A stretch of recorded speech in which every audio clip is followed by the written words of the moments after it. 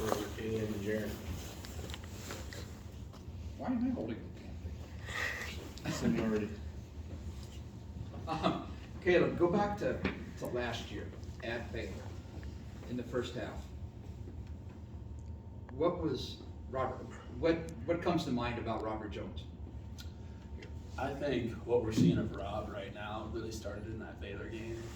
We were down in a pretty big hole to start the game, and 25. yeah, Rob, willed us to get out of that hole, and I think we cut it to 10 by halftime. But if it wasn't for Rob, I don't think that we would have had a chance to come back in that game. And I think it's shown this year what he did that game is kind of how he's been playing all year. So I feel like that game gave him, a confidence booster within himself, and then it's obviously been really helpful for the team the way he can score the ball on the block.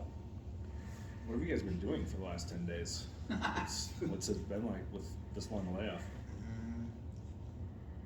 A lot of chemistry, a lot of family time, kind of like a mental break, fresh restart. That first half of the season is over with. Whatever happened in that first half is over with. Can't worry about it now. Looking forward towards conference and what we have to do these next 3 months. Kayla, I guess you had a long break and now it's 2+ months of just relentless basketball. How do you gear up for the 2-game-a-week grind that this is going to be? I think us having that extra break at home was really beneficial for us. It's coming into that game, it's hard to play those games. As you saw the last couple of days before Christmas break, I think there was at least 10 games where teams lost that buy-in game for their last game. So we got an extra 2 days of rest at home. And, for people who haven't played in the Big 12, it's a grind. You play 2 games a week, every week. There's no,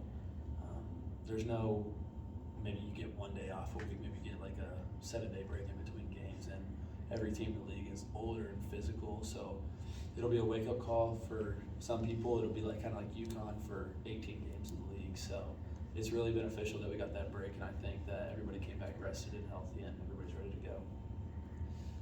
Jaren, what was the value of getting to go home? Because if you played that game, I suppose you might have been able to go home, but the whole idea was maybe you wouldn't because of the weather. I mean, just for you, a lot of the other new guys, I'll bet it was great to just be able to go back and, like you said, reset a little bit that way and get back to the Big 12.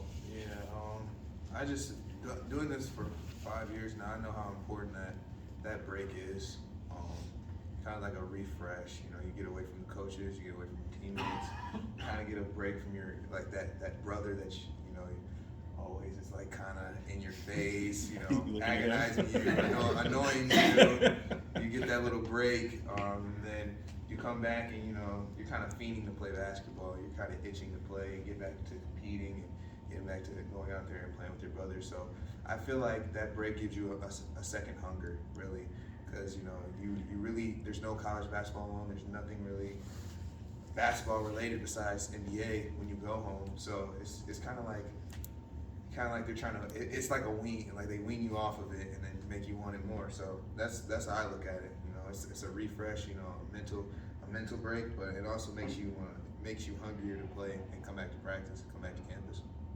And for both you guys, just what do you expect out of Baylor? Obviously, year in, year out, one of the best teams in the Big 12. And they've evolved too. It's not always the zone on defense either. They do a lot of different things.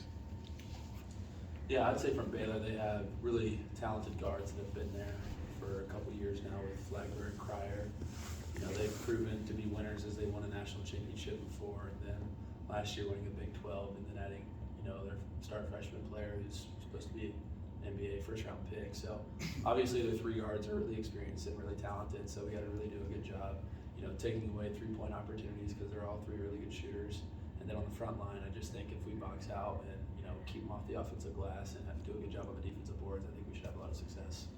To that end, you guys don't give up a lot of threes. Is that going to be an emphasis Saturday? Is just not letting them get up shots? Yeah, I mean, if you look at their percentages and over time, they're one of the best shooters. I mean, they have some of the best shooters in the country on their team, and they're really good at that. Once they get going, it's kind of hard to get them out of their rhythm. So we want to take them out of their rhythm to start the game. So hopefully that gives us an advantage on the defensive end.